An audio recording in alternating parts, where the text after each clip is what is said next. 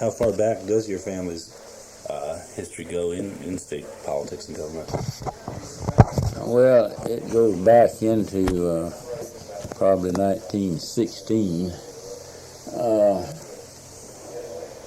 My grandfather was senator, state senator, in 1916, 17, 18 in that year, and my father was in the House of Representatives during that time when Treutlen County was created. And since that time, they have my family, father, grandfather, brother, all of us have been involved in politics since that beginning. I talked with your nephew on the phone yesterday, and he said he was one of the few in the family that was not in politics. How did your grandfather, do you know anything about why he decided to get in politics? Well, he had a desire to create Treutlen County. He lived right over on the boundary between the two. Between Emmanuel and Montgomery. And my father moved over into Montgomery and started farming as a bachelor over there, and they were working back and two together, one in Montgomery and one in Emmanuel. And then after my father was elected representative of Montgomery, then they decided together that they would create Treutlen County, and they were fortunate enough to get it through both houses, House and Senate.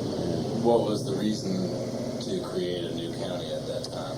Well, back then, transportation was a big problem, and horse and buggy. My father said he politicked in horse and buggy to get elected representative, and it was a long ways from, for instance, where they lived over here, 5 miles to the left, and be 15 miles. It'd be 20 miles to where the courthouse was. Which was? Mount Vernon at the time. So they had to go by horse and buggy and be 40-mile round trip just to get to the courthouse. And back then, Soperton was growing, and the railroad had come through here, and they decided that this would make a good county seat and create the county, which they did.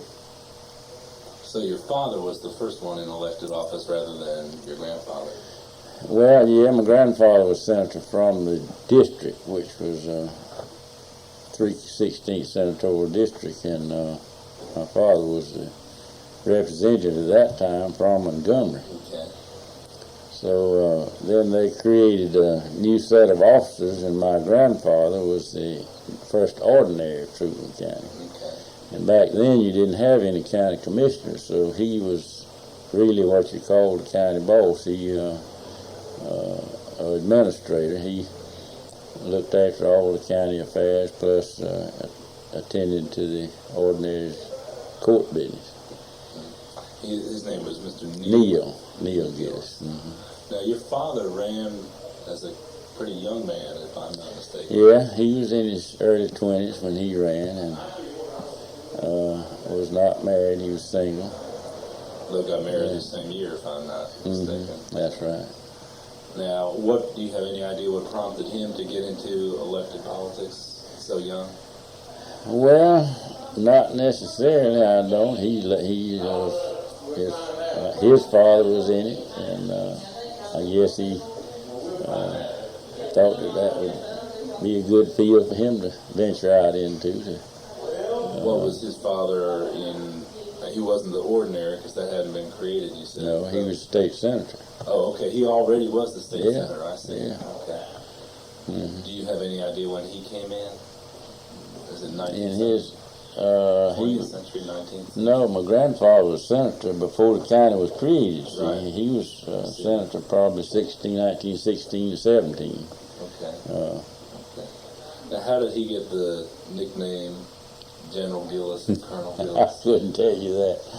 I imagine they nicknamed him that up there in the legislature. He was one of the leaders in the Senate, and most of them called him General.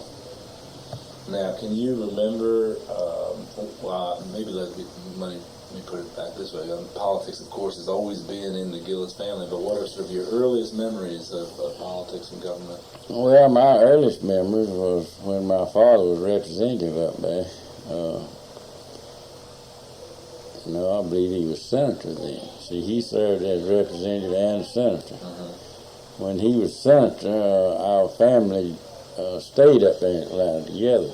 And my brother and me were young, and we were up there, and I can remember going over to the Capitol as a visitor in my early age of 7, 8 years old, you know, and playing around the Capitol and learning what was going on and so forth. That was my first remembrance of any politics.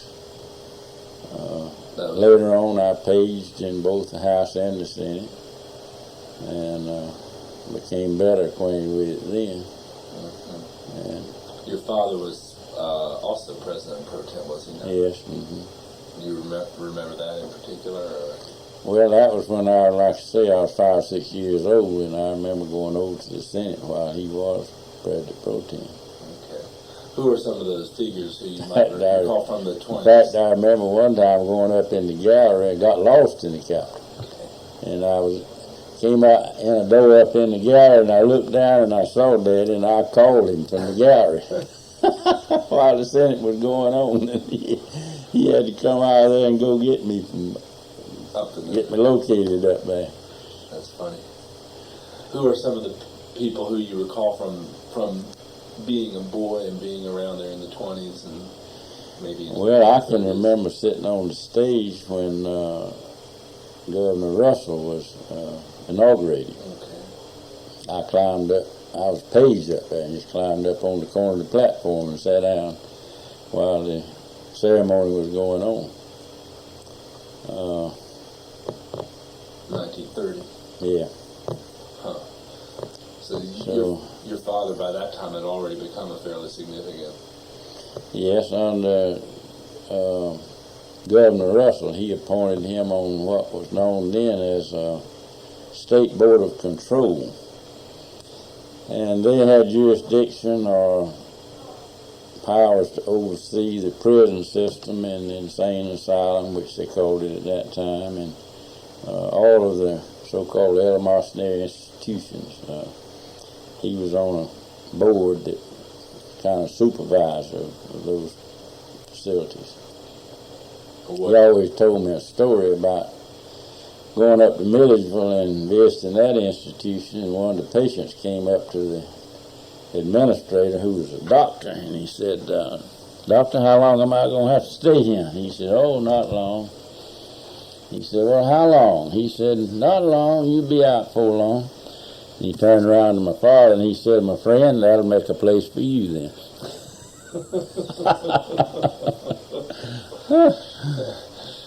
So that at that time that included Milledgeville. Yeah, and well, the state prison was in Milledgeville at that time, and so was the mental institution was up there. All that was there together. And later, during the Ed Rivers administration, they moved the prison down to Reedsville. Right. And the women's prison was over there too? Yes, they had them. All that was there. Okay. And so he was on the State Board of Control. Mm-hmm. Did he have a particular position on that board? Or I don't remember what his position was, except as a member. Okay. And I know he had to travel a good bit going from one institution to the other at a certain time. And are you saying that was something of a stepping stone, as it were? Well, that probably got him interested in statewide politics, and of course he was interested in the state government altogether when he was in the legislature, but this probably got him interested in some of the boards, and then, as you know, later he was appointed on the highway board by Governor Rivers. Right. But before that, he had gone to the Democratic National Convention, if I'm not mistaken, as a delegate. Yes, he had been as a delegate, and then he served as chairman of the Democratic Party in Georgia. Okay. Roughly what time are we talking about there? I believe that was during the Talmadge administration. I'm pretty sure it was when he was chairman of the Democratic Party. The first Talmadge administration. Yeah. Mm-hmm. Okay. Not Gene, but Herman. Oh, you're talking Herman. Okay. Mm-hmm. Okay. Now I've heard something about a meeting that your father had with President Roosevelt at Warm Springs.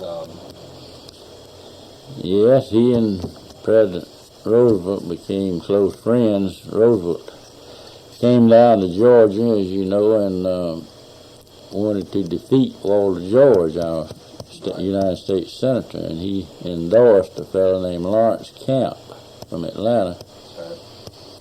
And he did this from the back of the train up at Barnesville. And my father was up there, and then after the election, I believe Lawrence Camp carried very few counties. Treutlen was one of them. So the president, for some reason, decided that Daddy should be his right-hand man in Georgia, and he called him to come to Washington and visit with him. So Daddy went up there and went in to see the president. And my daddy always smoked a lot, all during his life. He smoked pipe for a long time, and later on he smoked cigarettes. And you fired him up a cigarette when he had to sit down and wait, and about the time he sat down, then the secretary said, "The president will see you right now." So he went in, didn't know what to do with the cigarette. There wasn't any ashtrays around. So he took the cigarette and went on in, and the president looked up at him and said, "Hey, Jim, give me a cigarette." So that put him at ease about his smoking. He tells that story. Why did he decide to support Lawrence Camp when a large number of the state's politicians supported Walter George? Well, I couldn't answer that question. I don't know why he made that decision, but he in turn, the president told him up there that any federal money coming in Georgia would come on his approval. So any federal funds that we got during his administration, then after that was approved by my father. How did that work? Was he connected with any of the agencies, or? Well, not in particular. I'll give you a good example. Yeah. For instance, we were interested in forestry down through this area, and the president wanted to know what he could do for him. And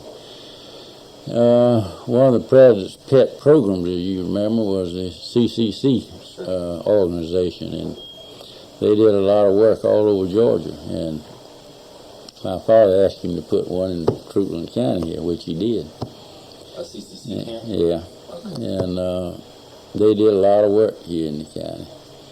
And back then, you know, we had the WPA doing a lot of projects, and they built roads, and they built community houses, and they did just all kind of work. And he was instrumental in having a lot of that work done. It sounds like it kind of bypassed Gay Shepperson and Bob McDougal and the people involved up in Atlanta at that time. Well, anything Daddy called him about back then and was interested in, well, he was willing to help with.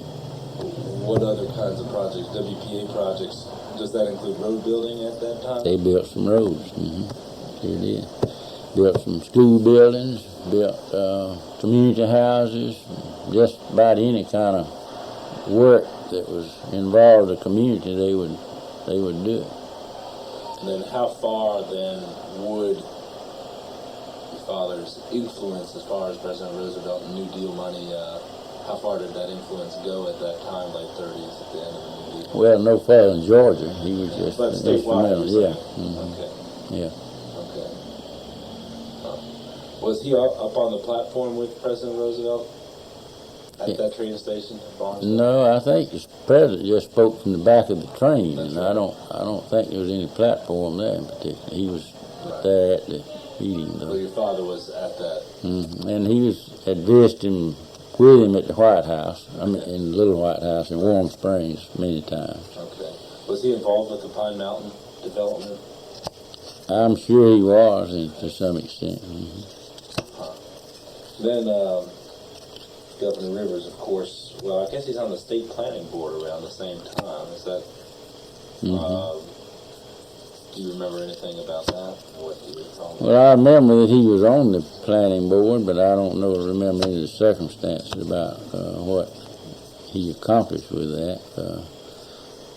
Governor Rivers appointed him on the highway board when he was first elected, and he served under him until, I believe, in the last year. I think most of the board was didn't continue the whole 2 years.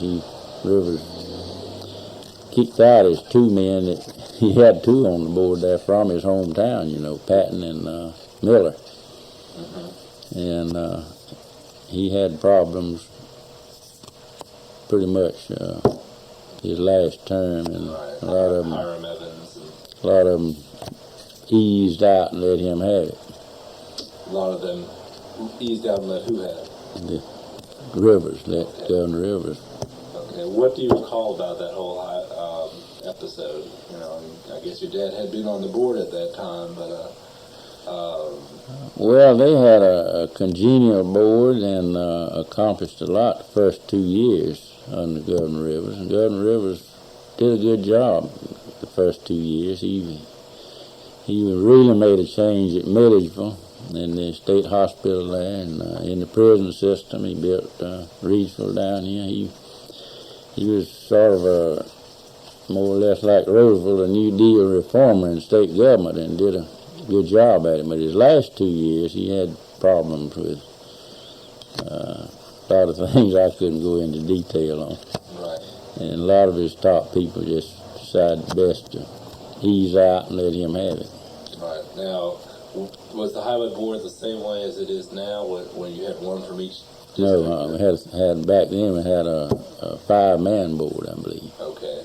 So it was and then it later went to a 3-man board, and then to a 10-man board. That's right. So your father was on, and you said Patton? Yes, Lawson Patton and Herman Miller. They both were from Lakeland, the governor's hometown. And then they had a fellow named Herman Watson, I believe, from up in North Georgia. And there was another, I believe Willis Hardin was on that board. Okay. Now, at that time, you are at the University of Georgia, more or less, at that time. Did you intend to go into politics yourself at that, when you were... Well, I was interested when the Georgia football team played Holy Cross. I went with Governor Rivers and the state officials and all of them up to Boston. Okay. And socialized with all of them during the trip, and knew them all while I was in college. Mm-hmm. So when I got back home after a short while, I decided I would run for the legislature and get involved in politics. And been in ever since. You ran first in 1940, is that correct? Yes, sir. Mm-hmm. And you were 22 years old. No, I was 20, I believe, when I ran, and 21 when I was sworn in. Okay. Mm-hmm. That's awful young to run for a seat. Well, I knew everybody in the county. My father knew everybody. My grandfather had known everybody, and we worked with them and were interested in government. And, your grandfather had, by that time, left politics. Yeah. Okay. Well, what do you recall about that first campaign? How you decided? Well, I didn't have any opposition the first time, so it was a very easy campaign. This was still while Eugene Talmadge was still governor. Right? Eugene Talmadge was governor. He was the first governor I served on. That's the picture over there. No, that's the first, right up here, the first time I served in the House, and the other one was the first time I served in the Senate. Okay. Now, of course, Governor Talmadge got into some hot water right around that same time. Yes, he did. What do you recall about the Cocking affair? Well, there was a lot of publicity on it, and Governor Talmadge, at that time, my father and me and no member of the family supported the Talmadges first year I was up there. And it was very interesting session to be on the outside looking in. And there wasn't many on the outside looking in. Roy Harris and Fred Hand happened to be there, and they were good friends of our family, and they were on the outside looking in too. So I sat right by Roy and Fred, and of course they knew more about state government than anybody in the legislatures. Governor Talmadge put Randall Evans in as speaker, and he had never had any experience as speaker or as in government much. And of course Roy and Fred had been in a long time, and they knew the rules, and they kept him in hot water all the time. So you're saying Governor Talmadge put in Evans? Randall Evans, yes. Evans, right. Yeah. When you say on the outside looking in, what exactly? Well, back then and up until Lester Maddox was governor, if you wasn't a close friend of the administration, you just about didn't serve much purpose up there, other than just voting. Right. So they knew who their friends were, and you had to be on the inside or else, and play their ball game, or else you just was a spectator almost. But so I played both sides. I played my first year on the outside looking in, and from then on I've been fairly close to most of them. We were not too close to the Griffin administration. Yeah, I'll bring that. But I got along with Governor Griffin very well. Mm-hmm. But you say the first time you're on the outside looking in, even though your family was friends of the Talmadges. No, not with Okay, I'm getting it kind of. No. You're talking about Ellis Arnold then, or? My father helped Ellis Arnold get elected and defeat Gene Talmadge. He did. And yes, and then later on, I became friends, and he became friends with the Talmadges, and Mr. Gene Talmadge made a remark before, he never did get served, but he told Daddy that he wanted him to be his highway chairman. In 47? Yes, when 46, he was. Mm-hmm. Okay. So we became good friends of his before he died. But you're saying in 42, he worked in the Arnold campaign? Yes, he did. Mm-hmm. He worked in his headquarters. Okay. In fact, some of them called him his campaign manager, but Ellis Arnold disappointed us after he got elected, and we didn't have much to do with his administration. For which kinds of reasons? Well, Daddy, as I say, helped him organize and run his campaign, and the highway department was operating as it always had, and Daddy had anticipated no changes in it, and the governor had told him he was going to make him chairman of the highway board. So one of his first bills was, when he came in, he was going to have a highway board which would advise with the director. That was their only duties. And of course, Arnold wanted him to be chairman of the highway board, but that was more or less a vacant position. All you could do was be advised with the director. The director was going to run it, which Daddy was disappointed in that manner of operation, so he just called him and told him not to consider him for any appointments. Who became the director under Arnold? Well, that's a sad situation. He wound up having several. He couldn't keep one over there that would stay very long. Now, getting back to campaigns for a second, I think people today can't really imagine what it was like for a statewide campaign, say, in the early 40s. Mm-hmm. And maybe you could describe what the Arnold campaign was, or other campaigns at that time. Well, politics is entirely different now, and campaigns are entirely different. Back then, we didn't have any television. Of course, you had radio, but a lot of people didn't have radios. So the big campaign deal back in those days was political rallies.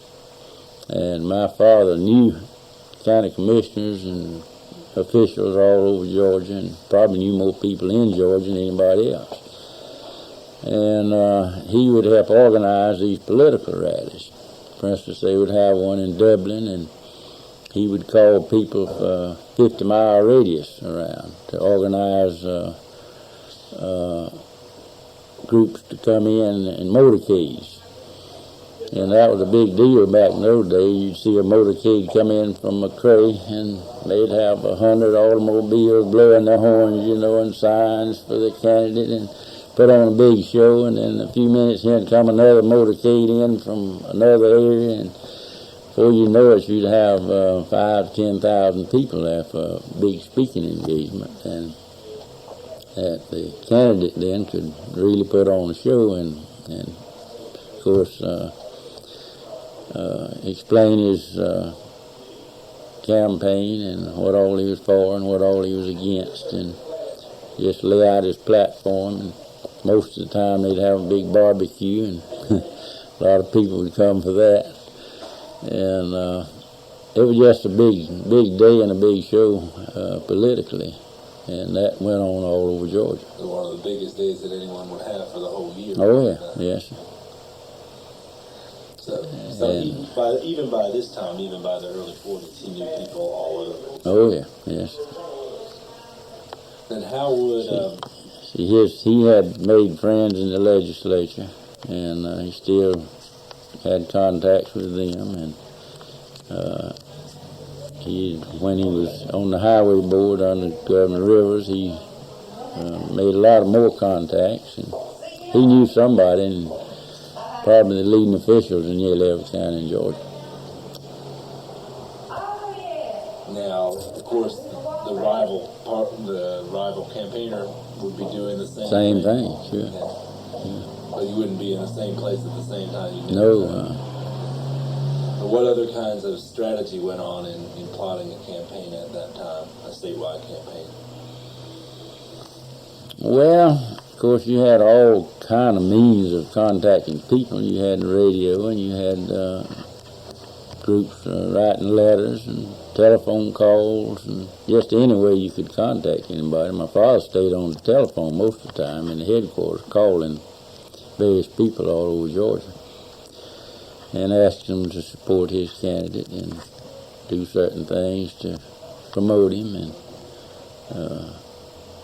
how would he was kind of known as probably the best campaigner in Georgia back in those days. That's right.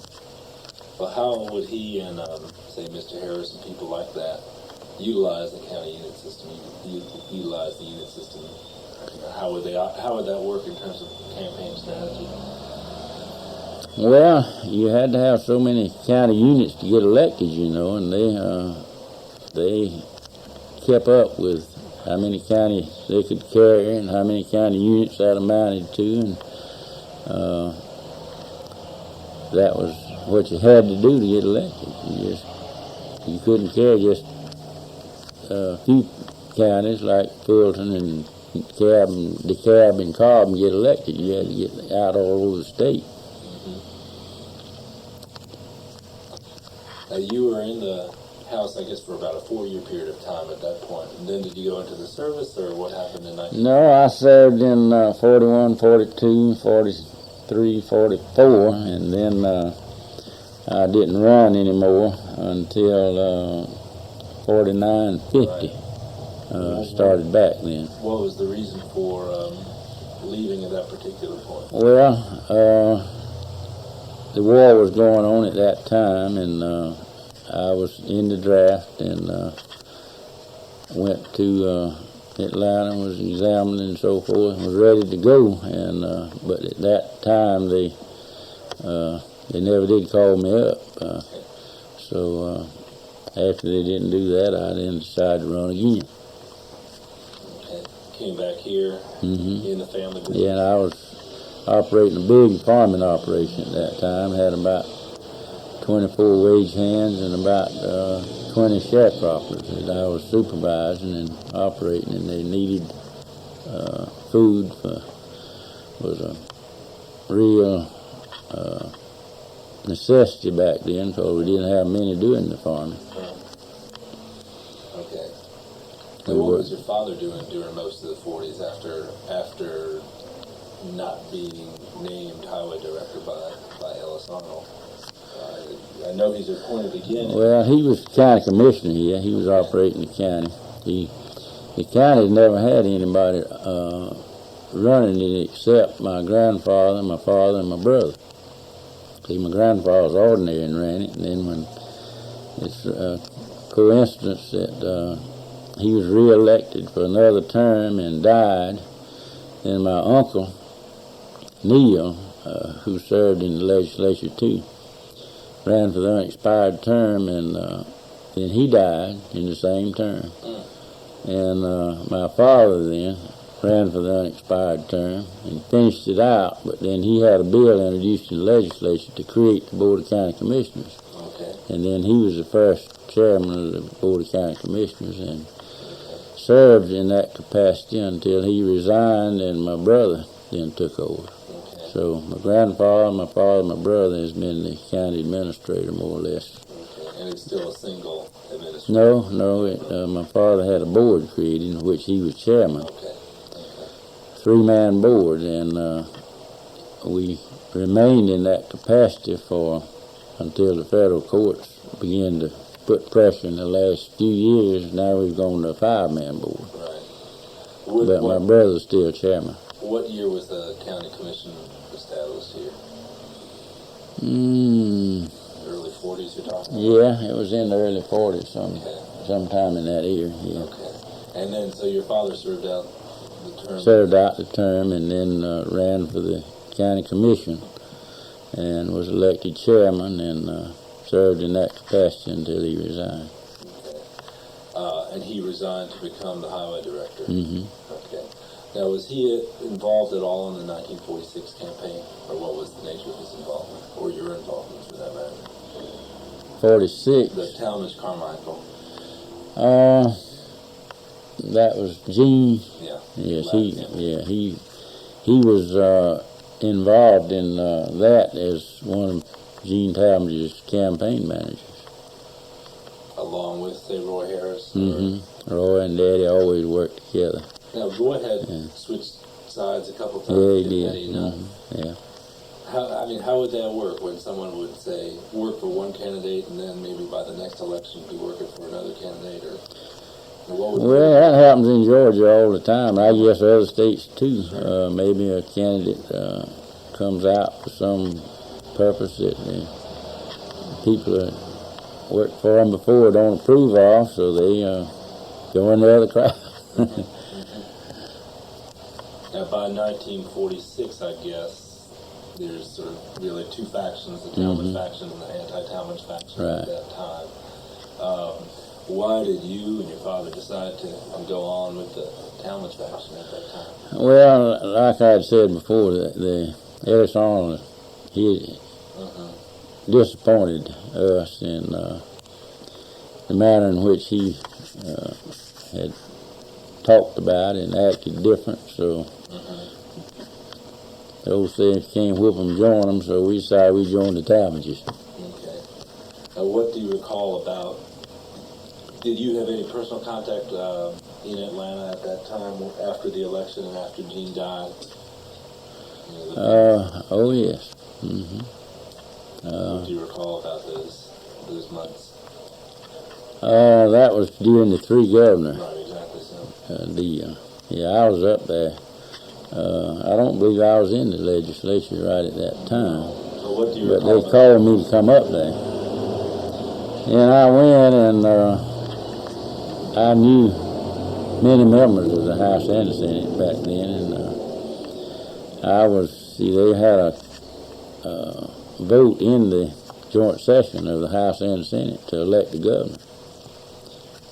And I was, of course, close friend, as I say, among many of them, and I did what I could to help Herman get elected, which he did. He got elected, and later the courts ruled that he was not governor, and he was, I'll never will forget that. In fact, I'll go back a little. When Herman was took over as governor, I was up there. And as you know, he went in before daylight or early one morning, sometime though, the locks were changed, and he went in as governor. And I just happened to be down there in the little anteroom. It's not like it was is now. It was, the office was back in the left corner, a little small office where the governor was.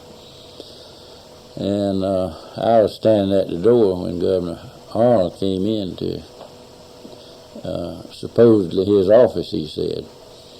And there was a fellow named Benton Odom who was standing there by me. We were just outside the door.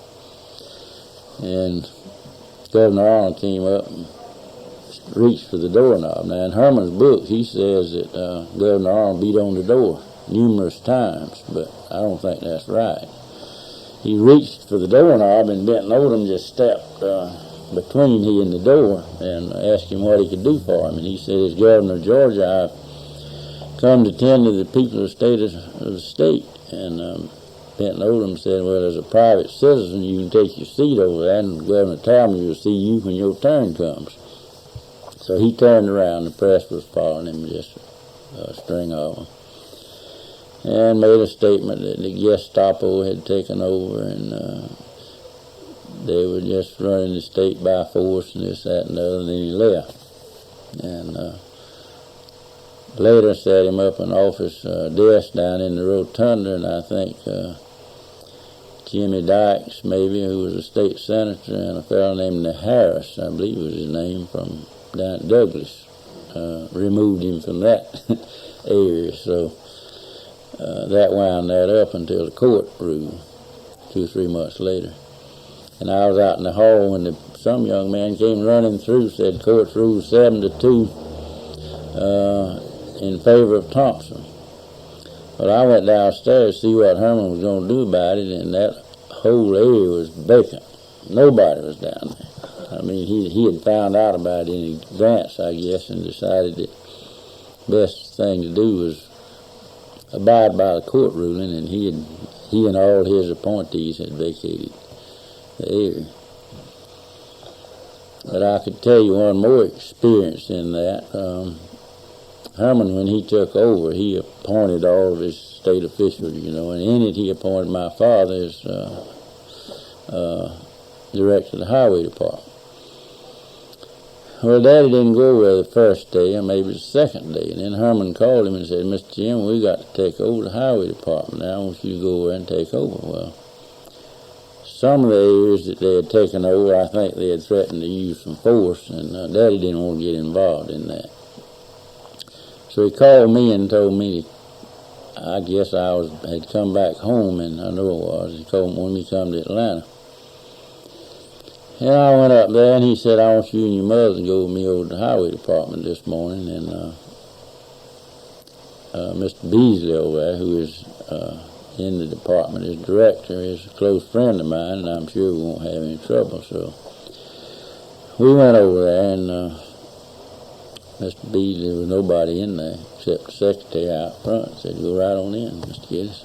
Mr. Beasley will be glad to see you. So we went in, and Mr. Beasley said, well, I've been waiting on you, been looking for you. Said, I don't know of anybody I'd rather turn the keys over in Georgia to than you, and here's the key, and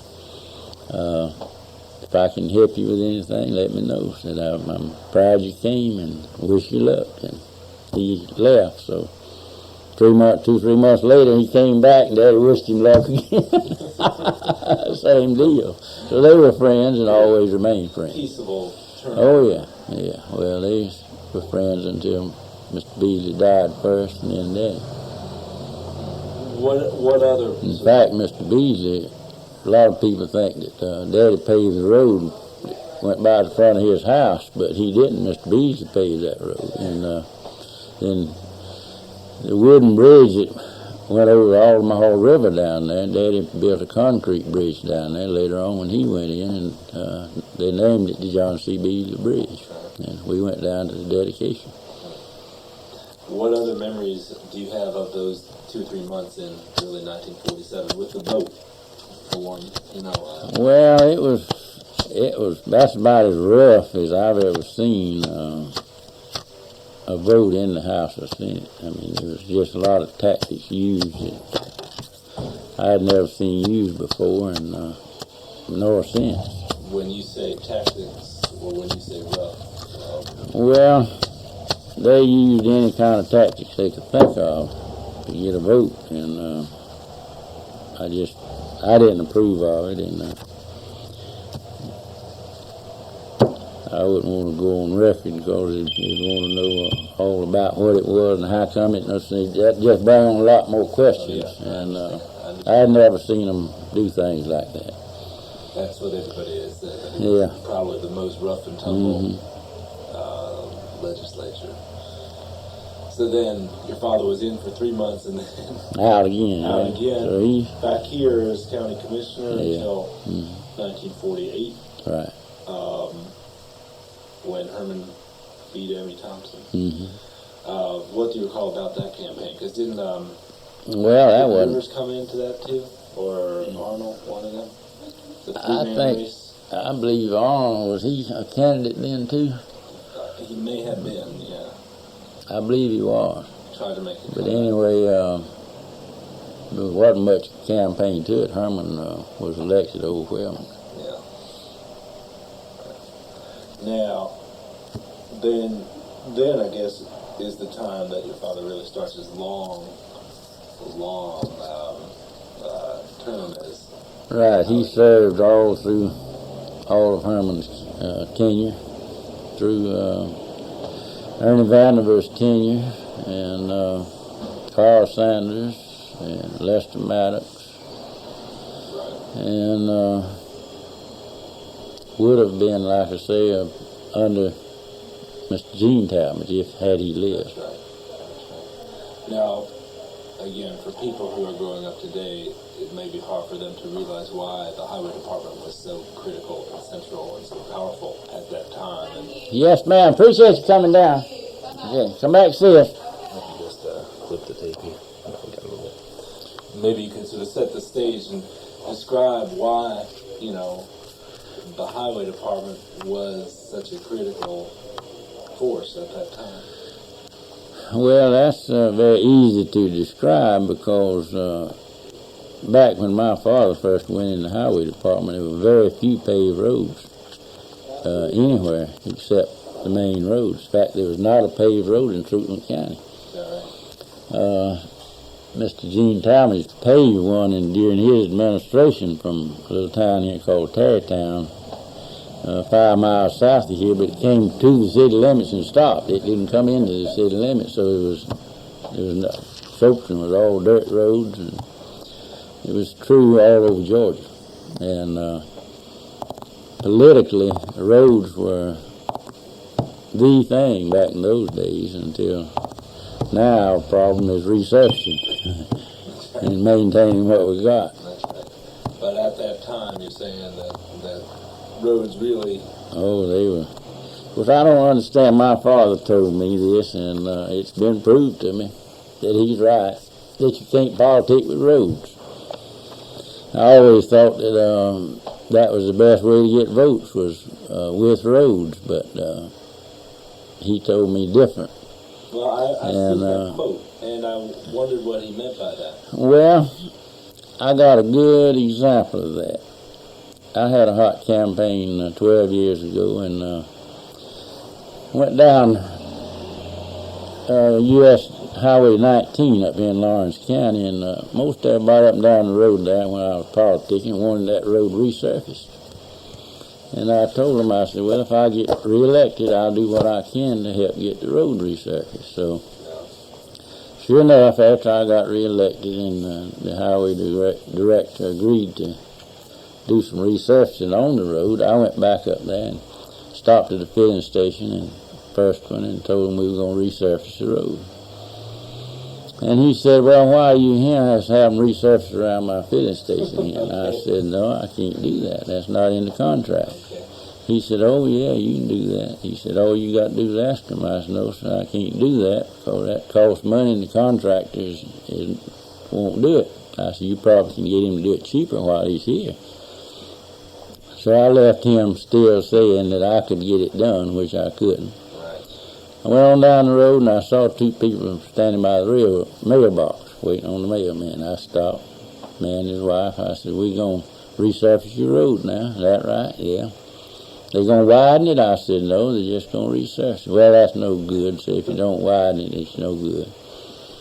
I left them about half mad. I went on down the road to the next filling station. There was a group of farmers in there, a lot of people. I said, "Well, we're gonna resurface the road now."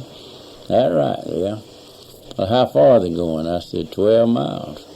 "Well, that won't get down to the crossroad down there. Why don't they go to the crossroad?" I said, "Well, the director said he's going to let it in sections. And the next contract will be take in probably 12 more miles. Well, they ought to go on to the crossroad now." And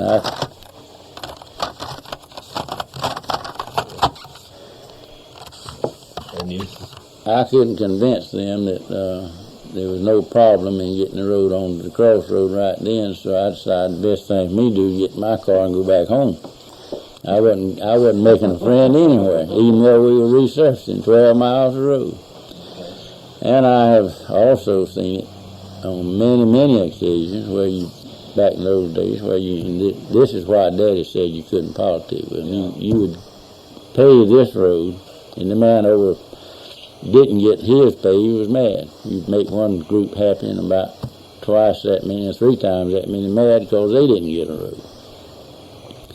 Had another instance happened up in a little adjoining town up here where the mayor came down to see me, and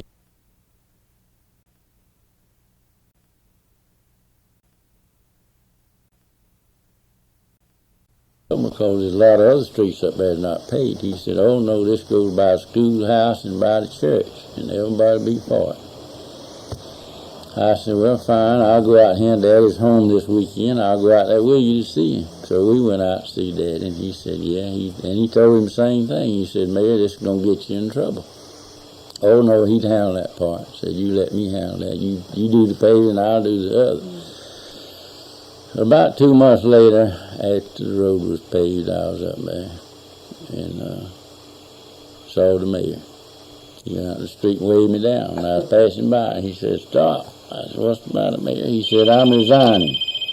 I said, "What's the matter?" He said, "I haven't got to take what people calling me up here about that road." He said, "I don't have to do that." He said, I'm retired and trying to enjoy life, and said, "They've made that road has made life unpleasant for me," and said, "I'm just going to quit."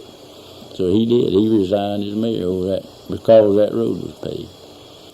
So that it wasn't altogether a friendship deal in paving roads, and I guess that's why Daddy told me that. I guess that's right. I've heard of a lot of people talking about going to Mr. Jim hat in hand for a little 2-mile stretch of road in their home county or outside of their town. Did he have any, or rather, what was sort of the way that he allocated road money to different communities? Well, he kept a record in his desk. He could pull out a drawer and he could tell right quick what he had done in such and such a county. If a group came in to see him and wanted the road paved, he'd pull out that list and he'd see what he had done for them. If he had already paved 2 or 3 roads, then he'd tell them you just have to wait and see about it later. But if he hadn't done anything for them, then more than likely he'd give them whatever they came after. So was it? He tried to allocate roads all over Georgia as well as he knew how, on an equal basis. He didn't try to do it all in one area. I talked with somebody, I think from Lowndes or somewhere down that way, who talked about how the road got paved 2-mile stretch by 2-mile stretch. Yeah, he wouldn't give it all to them at one time. He tried to make them happy. In fact, I've had a lot of people that tell me, "Well, I never went in there. He didn't give me something."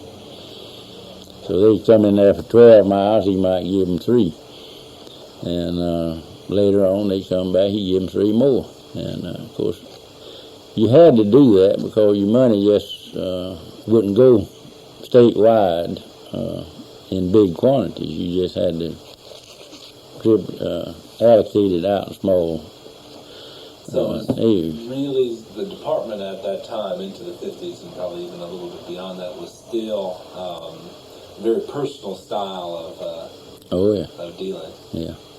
Literally would be your father who would make decisions about 2-mile stretches of road. And a lot of people would go in and see the governor and say, Governor, I support you, and we need this, and we need that. And if it happened to be a road,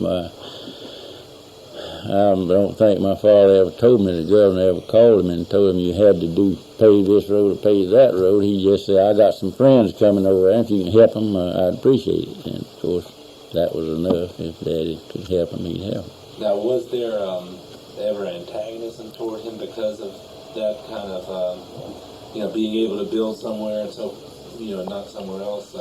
Well, it probably was, but I didn't know about it. I've heard the old saying, a chicken couldn't scratch in Treutlen County, or I don't know. Well,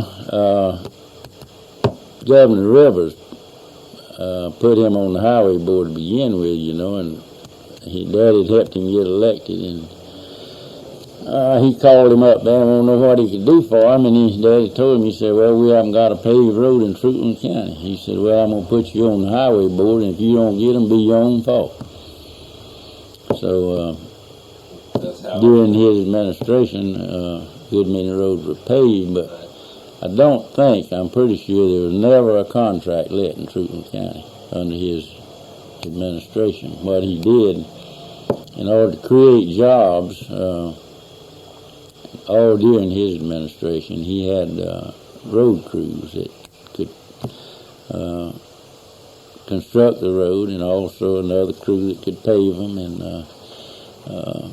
most all the roads in Treutlen County was built under those circumstances. They wasn't let to contract. Okay, so how did the road crew system operate, for a road building?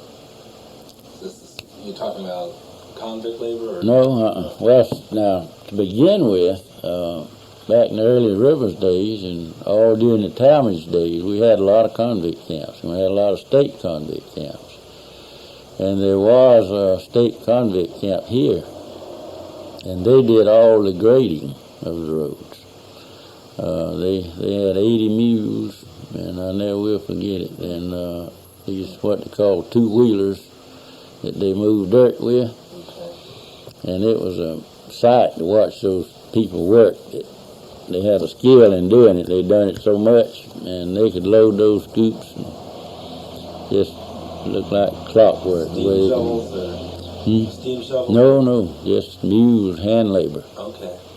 They'd clear these swamps with hand labor.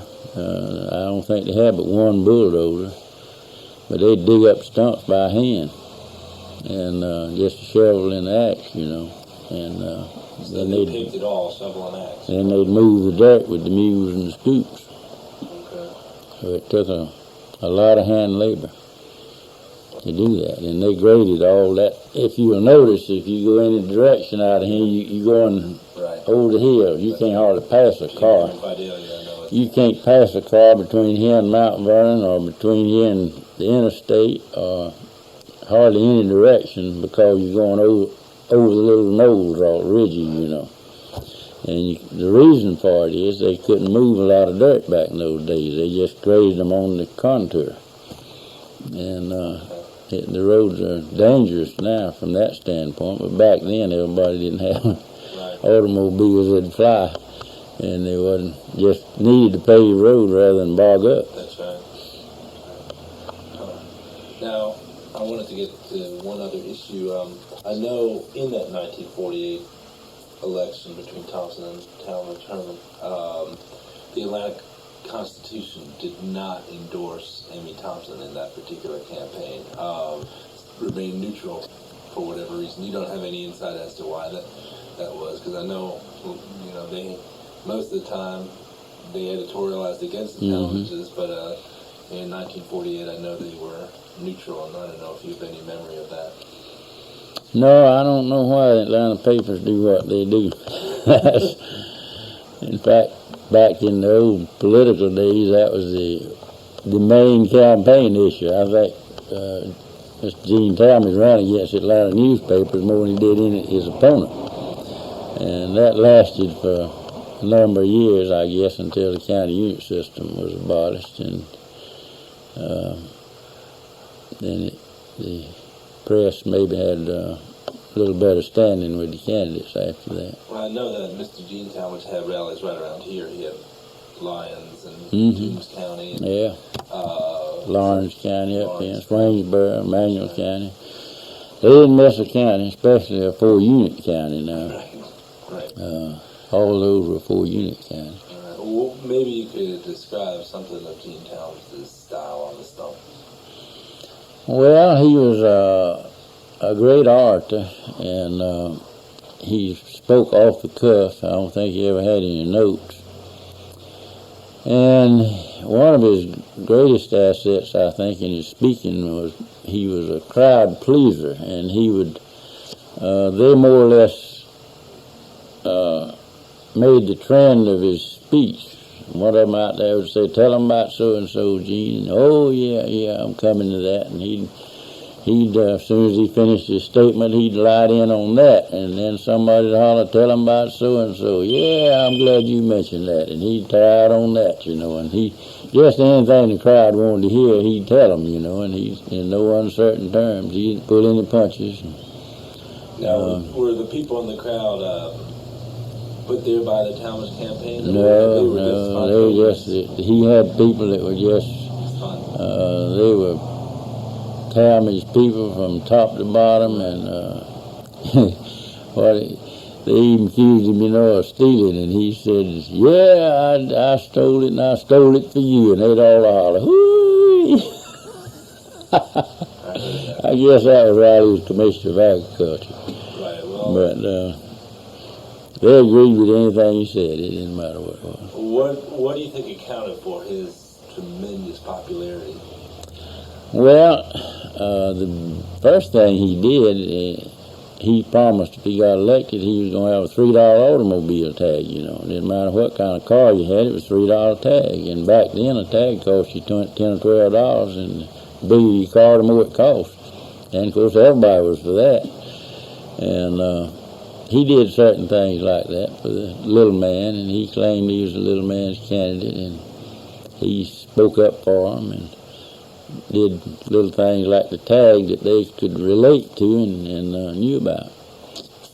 And they never forgot it. Plus saying, "I never campaigned in a county that had a streetcar." He made a statement that I believe in his last election that he had run against 40-something people in his tenure in politics, and all of them supported him in his last election except one. He was running against him. And I guess that was wrong. But he had a way about him. If you talked to him personally, I had many conversations with him, and you just couldn't help but like him. In fact, I started out not liking him, but I wound up one of his closest supporters. Did you go to the university with Herman? Was he doing at the same time? No, he graduated before I got. Just as I got there, he was graduating, I believe. That's right. But did you know him through all No, that? I didn't know him back in those days. I didn't know him until he was. I believe his father was governor my first term, and he would come over to Atlanta occasionally and come to the hotel, and I'd see him, but I didn't have any close relation with him then. Which hotel would your family stay at? Henry Grady. Okay.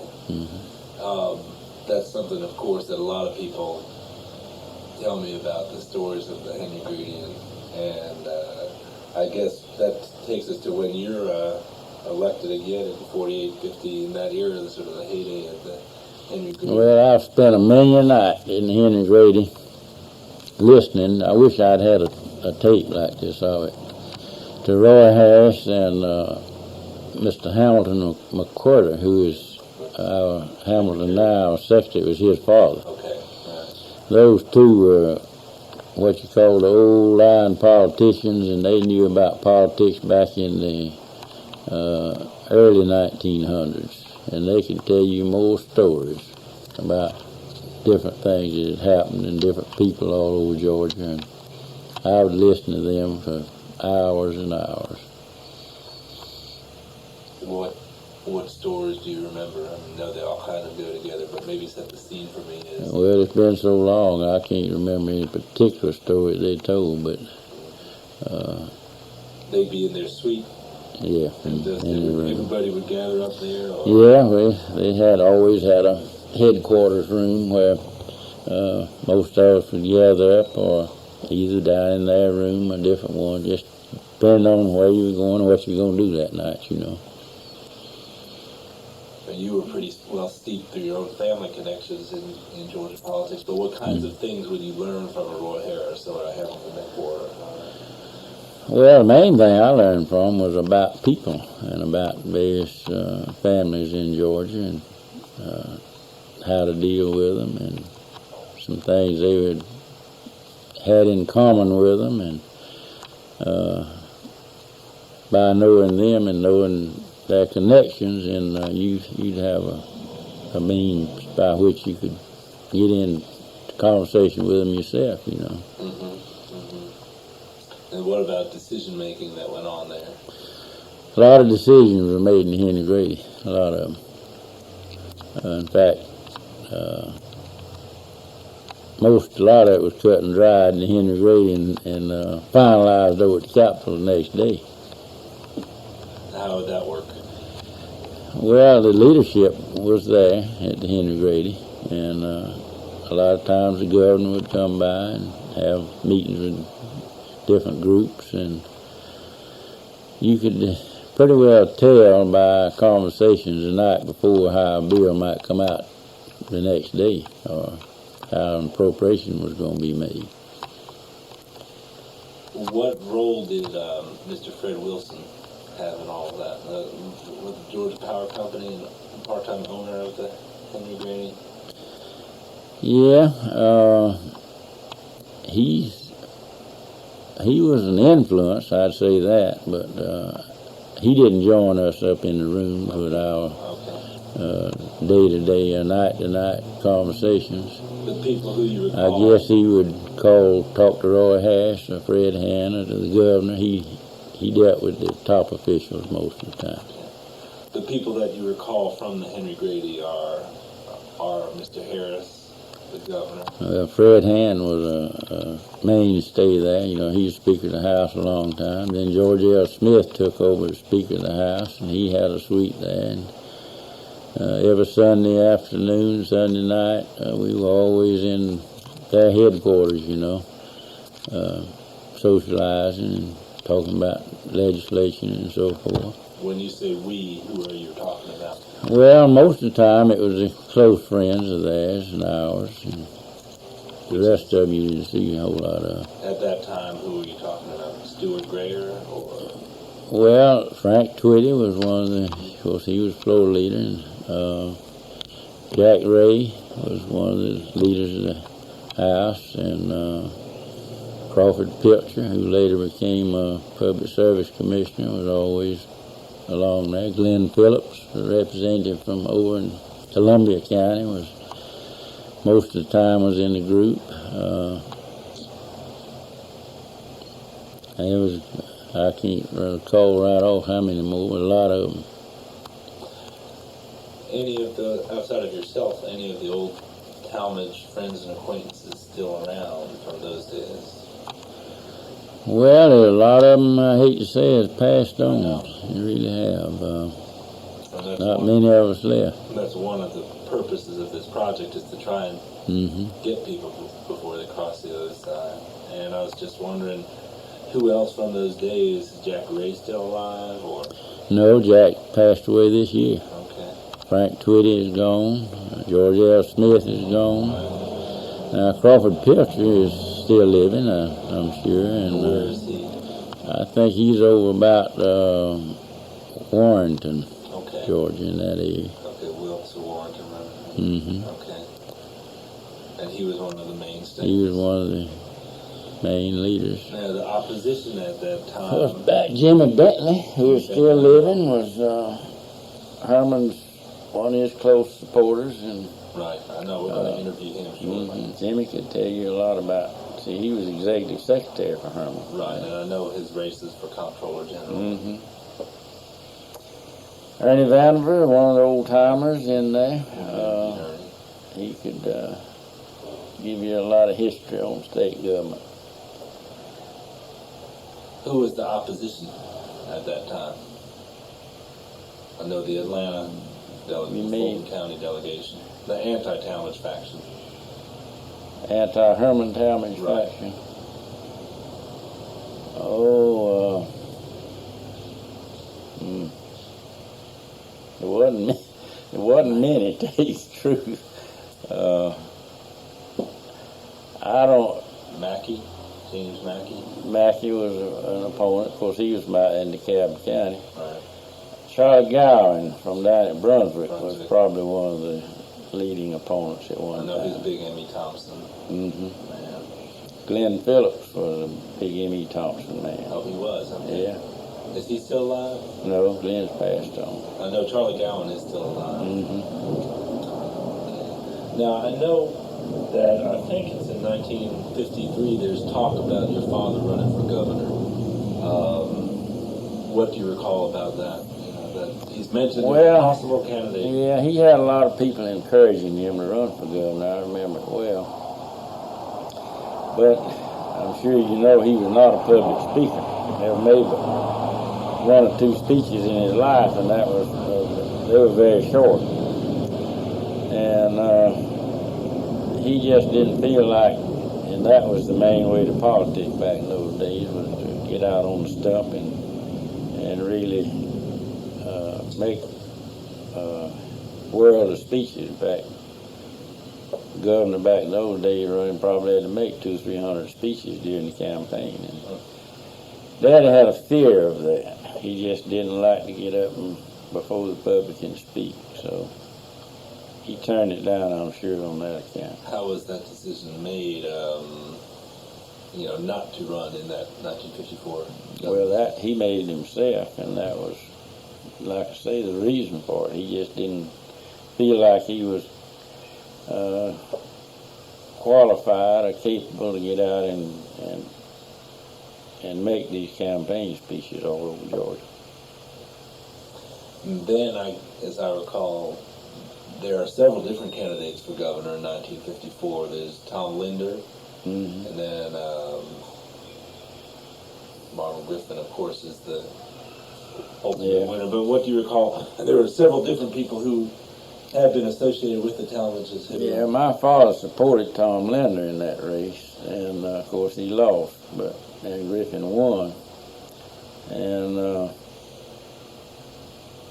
my father supported him due to the fact that I think most of the Talmadges were supporting him, and he was from over here, born and reared over here in our area. Where was he from? McRae. He was from McRae, okay. So he came up with the Talmadges as kind of a protege. Okay.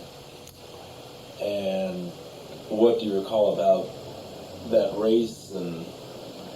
Well, the main reason that I think Mr. Linder lost, he just couldn't raise the amount of money that was necessary to get the publicity and the radio time, and he just wasn't financially able to support his campaign.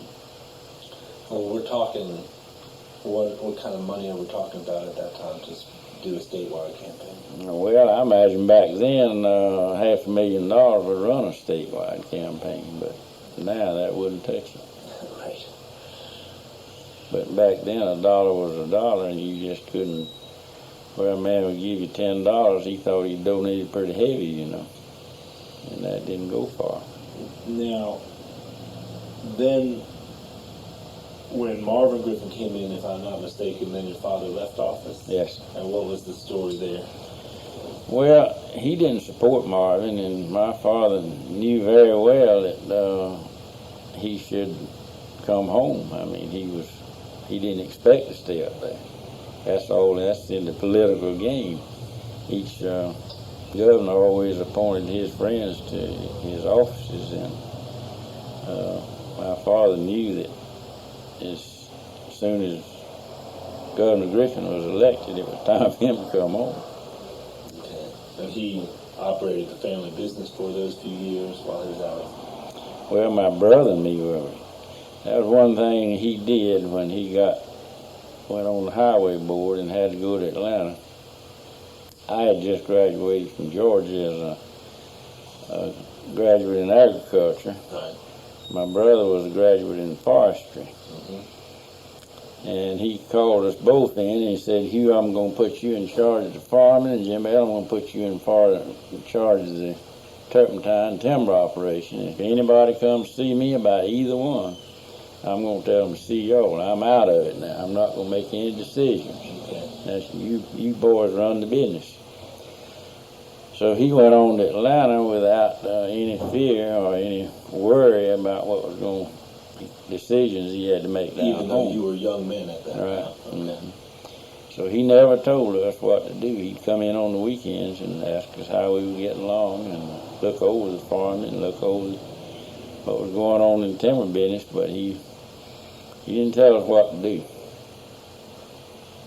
You can't have 2 or 3 bosses. I found that out. Somebody's got to run the business. Right. So in the 50s, after he left, when Marvin came in, he came back here, and was he involved in politics at that time, or well, family business? He more or less just was here. Yeah. here, and he always enjoyed fishing. That was his top hobby. He used to bird hunt all the time, but he quit bird hunting and went fishing, and he always had him somewhere to go fishing. Somebody wanted to, a lot of people came to see him. He always enjoyed the company, and he never had any problem adjusting. He knew politics well enough to know that when you're in, you're in. When you're out, you're out. Right. Now, I know at one point your brother was head of the county commissioners organization. Yeah, he was president of the Georgia County Commissioners Association. When was that? A little later on, we're talking? Yeah, that was, it's been 20 years ago now, Okay. probably. It's been a long time back. Now, I have heard, I guess in 58 then. It was during the Herman, well, it was under Talmadge or Sanders. Might have been under Sanders. Okay. Before Sanders, of course, Vandiver, and the Gillis' support Bernie Vandiver. Oh, yeah, we were always close friends with Vandiver. Or what do you recall about that race? Well, my father was his campaign manager, and we attended rallies all over Georgia. And he was against Bodenhammer, right? And so that wasn't that close of a race. No, it wasn't all that bad. And I've heard this story, and I don't know the details, maybe you could supply it, of after Vandiver got elected and in office, that you were in a delegation of 4 or several representatives and senators to announce budget cuts to the heads of the different departments. Yeah, the state was in financial difficulty when the government was turned over to Vandiver. And of course, I had served under him. That picture will show you up there as in the Senate. And he had confidence in Dixon Oxford, who later served on the Highway Board, was in the Senate with me, and Carl Sanders and myself. I believe there was one other. Yeah. 4. I could look up there and tell you. He has been for years an attorney for the county commissioners. Bill Trotter. Okay. Bill Trotter. We 4. He assigned us the duty of cutting the whole state government 5%. And we met and discussed how we were going to do it, and we decided that we would divide up the various agencies of government among the 4 of us, and we would just visit each one of them and tell them what was up, and if they couldn't do it, we would have to get it done. Had to be done. There's no doubt about it. We just didn't have the money. So it's just the 4 of you making the budget cuts. Yeah, so they assigned me the highway department. So I go over to the highway department and tell my father he's got to cut the highway department budget 5%. And he had a favorite way of doing it, kind of whistling to himself and kicking his foot. And he said, he kicked his foot a little bit. He said, well, I'll tell you what you do. He said, you go around to these various department heads in the highway department and tell them what they got to do. I said, all right. So I knew them all. So the first one I went to see was the closest friend I had over there, Mr. J.O. Bacon, and he was head of the maintenance department. And of all the agencies that needed money was maintaining the roads. And for him to get a cut was like pulling eye teeth. So I went in to see Mr. Bacon, and I said, Mr. Bacon, we're going to have to cut the state government 5%, and that's going to include your department as well as all the others. And boy, he gave me a lecture for about 20 minutes before he could slow down, telling me the necessity of maintaining roads, which I already knew. And finally, he got his breath good, and I said, well, Mr. Bacon, you got two choices. He said, what's that? I said, you want to do it or you want us to do it? He said, I'll do it. So that's the approach. I just went in to see all of them and told them we had to do it, and it would be better if they did it rather than us. And of course, they thought so too, so it was no problem. So, after all. What was that like going to tell your father he needed to cut his department 5%? Yeah, that was a rough deal for me to have to do it, but then on the other hand, I guess he'd rather me come than somebody else. We had no problem with it. By that time, I gather there already had been a fair number of engineers on board, that the caliber of people in the road department was constantly improving throughout the 1950s. That people like Tom Moreland come on in as engineers in the early 50s, right? Right. See, Daddy promoted Mr. Moreland from out at the East Point shop, and he saw he was an outstanding engineer out there and a good man, and he moved him into the Atlanta office, and he promoted him right on up, and he was did a good job everywhere he was. Well, it seems, correct me if I'm wrong, then, that the 50s are really the time that significant number of engineers with, considerable background come into the highway department. Right. Okay. Mm-hmm. And so your father really sort of spans the time between the time that the highway department is very personal, and then, when there are engineers that come on board, and was able to make that right shift. Yeah. There was a considerable change in all state government. Yeah. The highway department wasn't just by itself. All of it changed. It's become more professional and more, I don't know that it's any better. May not be as good because it's more expensive, I'll put it that way. Right. It costs more now to operate government way yonder more than it used to. Yeah. Now, you were close to Vandiver, obviously. Yes. What are your memories of the University of Georgia situation, desegregation? Well, that was a little bit before my time. Now, trying to refresh my memory, did Governor Talmadge do that? No, it's the Governor Talmadge. Oh, with Ernie. Ernie, you talking about with Ernie Vandiver? Yeah, exactly. Yeah. Well, Ernie had him a favorite statement in his campaigns, where he said, "No, not one." And of course, when the federal government ruled and the courts ruled, and Ernie backed off, and like Governor Talmadge did when the courts ruled. Everybody got respect for the court. Without a doubt, you have to. That was obviously, though, just a tremendous, difficult time to go through, and real hard choices, and well, it was tough because a lot of people in Georgia just had to reorganize their lives, and go in a different direction from what they were going. And being head of the state government at that time was a tough position to fill. knowing that you had it to do, yet probably going to lose some of your close friends. What was your opinion at that time of the way that Vandiver handled the whole situation? Well, he was like everybody else. At first, he just didn't believe that it was going to happen. And then later on, when it became a reality, there's no other way around it. You just had to change your way of doing it. That's sort of an interesting question. Of course, in the 50s, you're there both as a representative and a senator during all the private school legislation, the school legislation, Griffin and then Vandiver. And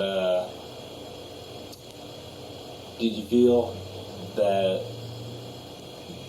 these were going to be successful ways to stem the tide, or did you feel that it was a losing battle, or so how did you? Well, there's no doubt about it. It was a losing battle to begin with. When the federal courts ruled, that's it. And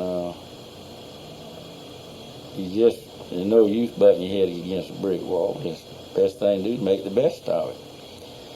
And that's the way most of us did. That saw the handwriting on the wall, and we'd been rigged different and talked different. Right. And but it must have been very difficult times to deal with all of this changing relationship to the federal government, changing relation in the way that things were done. I mean, it must have been very. It was a time that we just had to adjust, no doubt about it. Of course, that leads into another question, the whole county unit system. And maybe you can recall 1962 unit system is overthrown, special session, Sanders election, all these things are sort of all together at the same time. What do you recall about that? Well, that was similar to the other, to the segregation integration problem. It was very similar. People in rural areas thought they were going to lose their right arm and that they were being mistreated and this, that, and the other. And there again, the courts had ruled, and we just had to adjust to it. And it took us a time. It took 2 or 3 years for everybody to make up their mind that we had to live and operate in a different manner. Yeah. Now, I know that Sanders runs right after that and is sort of embraced by urban elements and so forth as the urban candidate against Marvin Griffin. Mm-hmm. But if I'm not mistaken, you and your father supported Sanders over Marvin, and maybe you could discuss why you decided to support Sanders over Marvin. Well, we hadn't supported Marvin any of the time, Right. And Daddy was involved in Sanders' campaign, and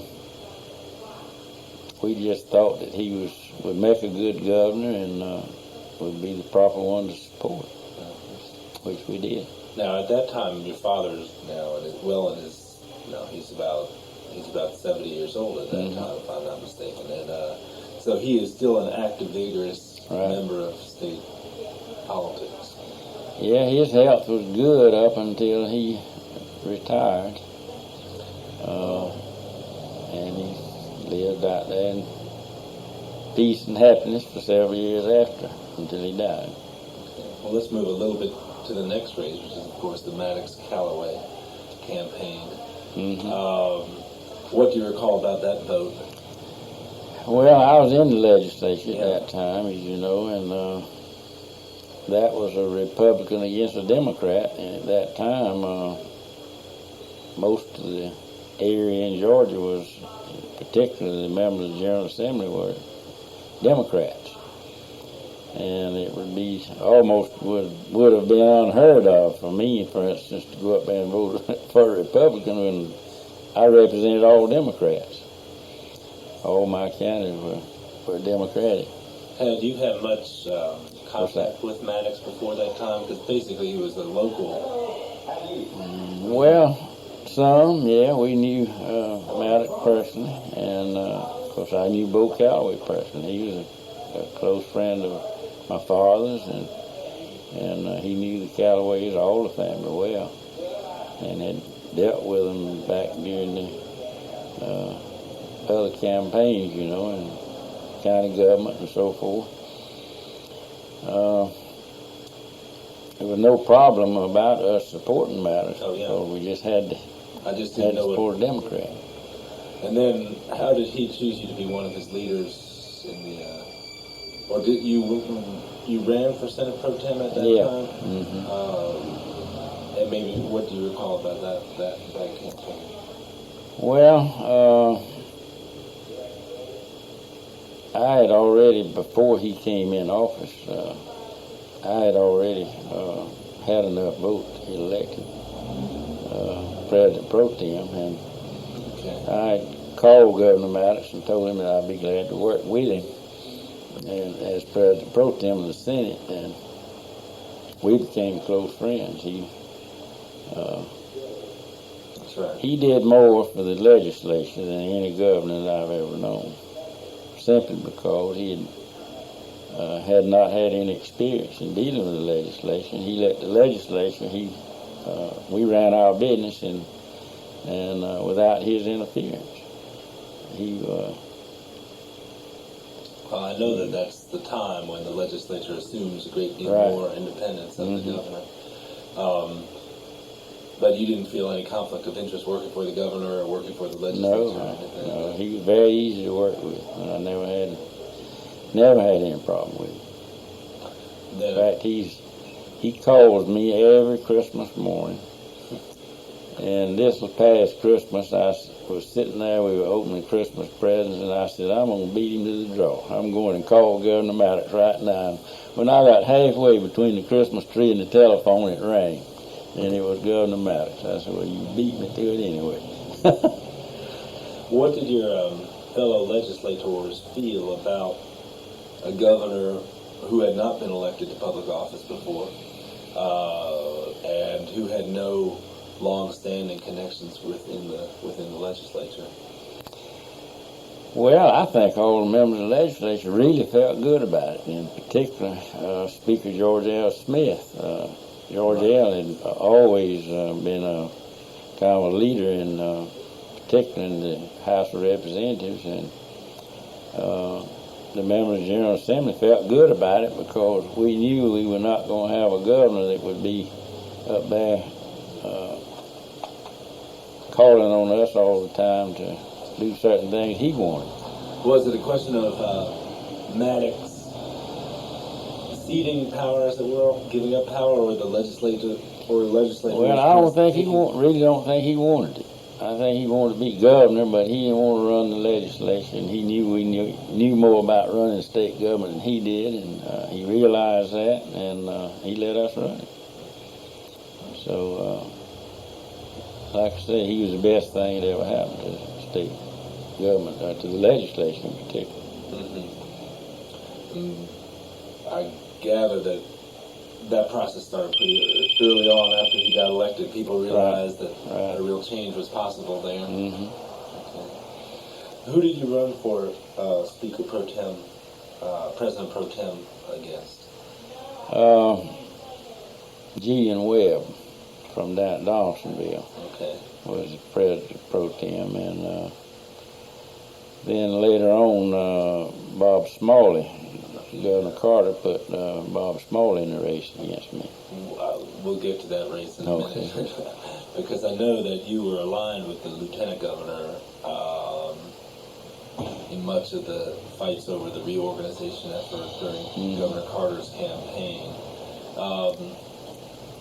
Maybe you could talk about sort of why you took the positions that you did, in that reorganization battle.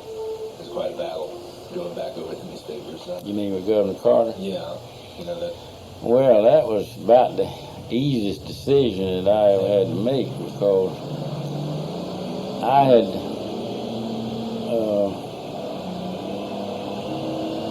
in fact, I had always been, as you know, connected with forestry, natural resources, and game and fish, all these various things that I had worked with. In his reorganization, he was we tried to find out where he was coming from, where all these proposals originated. And as you know, he ran for governor on the pretense that he was going to save the state millions and millions of dollars, and he was going to consolidate all these agencies and economy and efficiency in government, I believe is what he said all the time. Well, George L. Smith was Speaker of the House, and evidently they had made a trade that everything would go through the House without any problem, and which it did. There was no problem with anything in the House. It got over in the Senate, and several of us decided we would do a little investigating and find out where the ideas came from and why they were going to do it and how much money it would save. And so I had a public hearing up there one day on, I was real disappointed that he was going to put forestry under Game and Fish Board. And I knew the members of the Game and Fish Board. In fact, the chairman was from Vidalia, James Darby, a good friend of mine. And I asked James what he knew about it. He said nothing. I said, you mean they haven't consulted you about putting forestry under your Game and Fish Board? He said no. They haven't consulted you about putting geology under Game and Fish? No. They haven't consulted you about any of the other reorganization? No. So I began to ask other members of the board, and none of them knew. So then, in the public hearing, they said they were going to save $1 million by putting forestry under the Game and Fish Board. I said, how are you going to do that? Well, they were going to consolidate the forestry units, going to do away with them in the counties and have district units instead of county units. I said, well, answer me this. Now, have you ever fought a forest fire? You ever been to, you know how if you're 50 miles from a fire, what'll happen before you get there? Well, they hadn't thought about that. I said, well, tell me this, who is the backbone? Who's behind this reorganization of forestry? Is he in the audience? They said no. I said, well, who is he and where is he? Where did he come from? They said, well, if you want to see him, we'll have him at your office tomorrow. So the next day, a young man, about looked like in his 20s, knocked on my door and wanted to know if I wanted to see him. And I said, no, I don't know. What about? He said, I'm the one that's originated the consolidating forestry under Game and Fish. Just want to know what your problem is. I said, well, let me ask you something. Just keep this.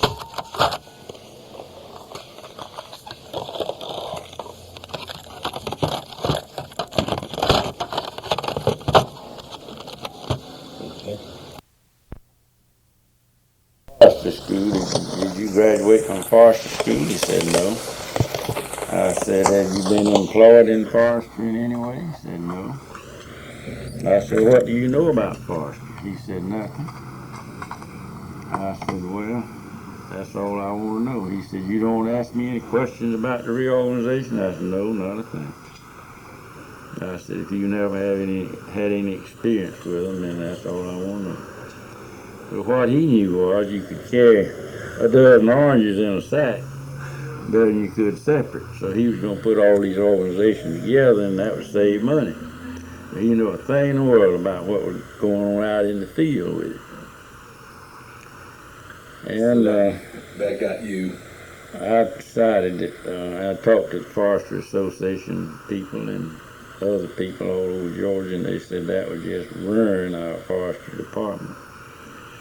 So it came up in the Senate about, I believe, 3 different times, and I defeated them every time it came up. And, that particular, the forestry. Yeah. And boy, Governor Carter didn't like that a bit. Well, I know that there's a Carter-supported candidate that runs against you for the Senate seat in 1972, Passmore. Right. What do you remember about that campaign? Well, it was a real interesting campaign. Cecil was a good candidate and a real smart campaigner and a hard worker. We had one of probably the best campaign, best race that year it was in the state of Georgia as far as House and Senate was concerned. And it was a hot race. And both of us went at it as hard as we could. And I was fortunate enough to win. When you say the best race in the state that year, what do you mean by that? What I mean, it was most hotly contested and more people involved. I believe there's more people voted in that Senate race than they did in any race in Georgia that year. 25,000 or something. Yeah. Like that. And the governor was very much involved in it. How would he get involved in that particular? He had his state agencies and state employees, all of them. See, I had to fight the whole state government in the deal. How is that now? Well, that happens in any campaign. If I say if you want to get them involved, you could. The highway employees, all you'd have to do, the governor could call his highway director over there and say, I want you to call down and have your highway people in such and such a district support so and so. Well, he'd have to do it, you know. I'll have to make an effort anyway. Same thing with all the other departments. Now, I know over in Perry, Stanley Smith lost that year, Right. and you won, though. Mm-hmm. The two of the principal, I guess you, the lieutenant governor, Senator Kidd, Senator Smith were basically about. Yeah, Stanley had problems at home. He had, I believe he divorced his wife, and he was not staying at home as much as he should. He was involved in Atlanta, and he lost out down there altogether, financially and otherwise, I think. And I gather here there was a third candidate. Leon. Yeah, we had a black candidate named Leon May in the race from Dublin. He was a good candidate too. He owned a funeral parlor and several other businesses up there. And then after the primary, then what happened? When there wasn't a... After the primary, then Leon supported me over Cecil, and that was I don't know how much influence he had in it. It's hard for one person to transfer his vote to somebody else. In fact, a lot of times that makes them mad and they go the other way. But it's questionable how much influence a defeated candidate has. I've seen that happen a lot of times. Maybe there's 4 in the governor's race and 2 of them are defeated and they try to switch their support to somebody else, and a lot of times that don't work. I saw a couple of the clippings that had Maynard Jackson and Leroy Johnson support Hugh Gillis. No, not Maynard. No. It wasn't Maynard. Okay. I never knew he was involved in it, but Leroy did. Leroy and me were close friends in the Senate. We had worked together. I'd helped him on, as you know, we had probably the controlling vote of my group in the Senate, and occasionally Senator Johnson would want me to help him with a problem that he had locally there, and I always helped him when I could. And he was the type fellow that didn't forget friendship. He called me and asked me what he could do to help me, and I said, Senator, I think I got everything under control. It all looks good to me. He said, well, I've got a lot of good friends in Dublin, and I'd be glad to come down there and then approach them on your behalf. I said, well, I don't think that's necessary. He said, well, let me do this. Let me come down there, and you don't be involved. You don't come, you don't have anything. Just let me go down and see my friends on your behalf. I said, well, if you want to do that, I'd appreciate it. So when he came, I didn't know it, never did see him down here, but I understood he did come, and I appreciate it. Now, when you say, just backtracking a bit, you say that you and your group held the controlling vote in the Senate at that time. Who are you referring to in the group? Well, you got to have 29 votes to pass anything in the Senate, and fortunately, I've been on the end of 29 or more most all the time, and I've tried to be have some influence in the Senate ever since I've been in there. And of course, Senator Johnson knew that, and any of my friends in there need my help, I always try to help them, and I didn't exclude him. Then, I guess a few months later, after the runoff, then there's the race against Robert Smalley. Is that right? Yeah. And what was that? Well, after Governor Carter got defeated in the Senate with his reorganization part of it, then he decided the best way to do to get rid of me.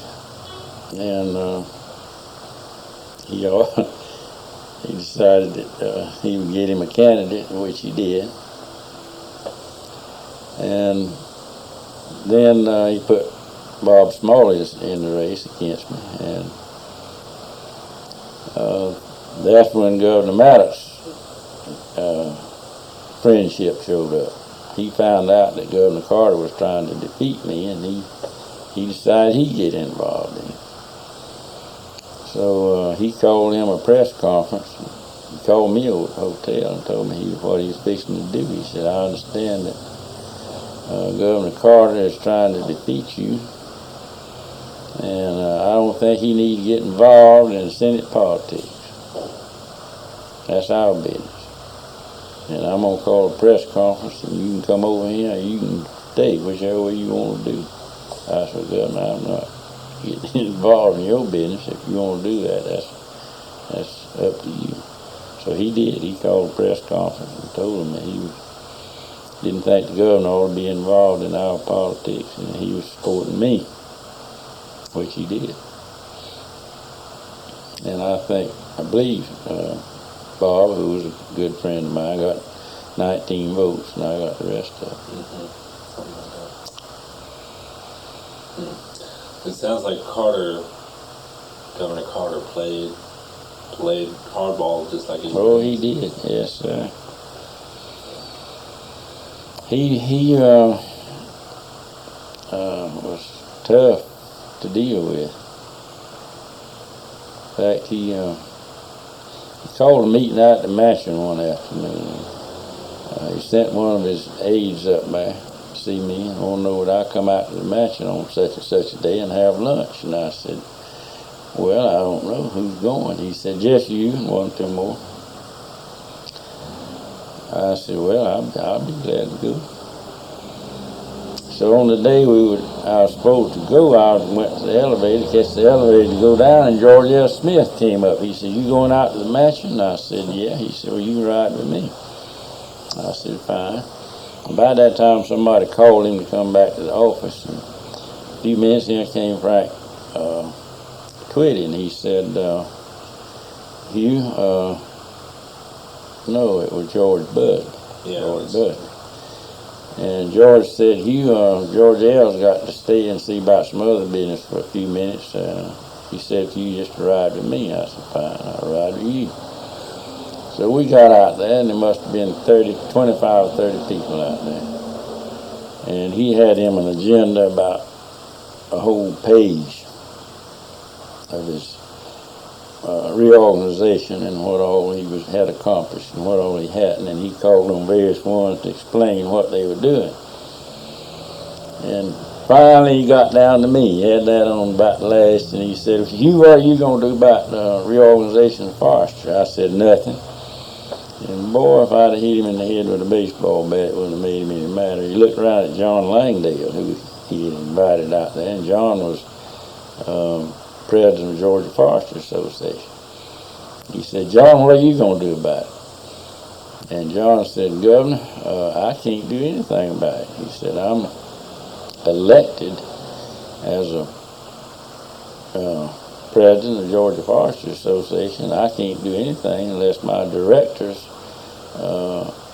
ask me to do so, or order me to do so. he said, well, you call a meeting of the directors between now and Monday, and this was on about Friday, I think. He said, you call a meeting between now and Monday, and you tell them that I said that if they want to stay in the good graces of the governor's office, that they better support reorganization of the forestry department. Yes, sir. So John called a meeting of the forestry directors that Sunday afternoon at the airport motel, and he asked me to stop by there on the way to town as I was coming in from home. And I did, and he had all of them there. Must have been 15 or 20 of them. And they began to discuss it, and they called on me, and I said, well, I think it's the wrong thing to do. It's going to ruin the forestry department. And y'all can do whatever you want to, but we got him beat in the Senate, and we're going to continue to have him beat. But if y'all want to go with him, I just, you do that, but don't call on me up there to do anything else, because I will be, my power as far as helping you will be gone. And several of them began to speak up then and said they were going to stick with me. They were going to stick with me. So they took a vote in that about unanimous that they were going to continue to oppose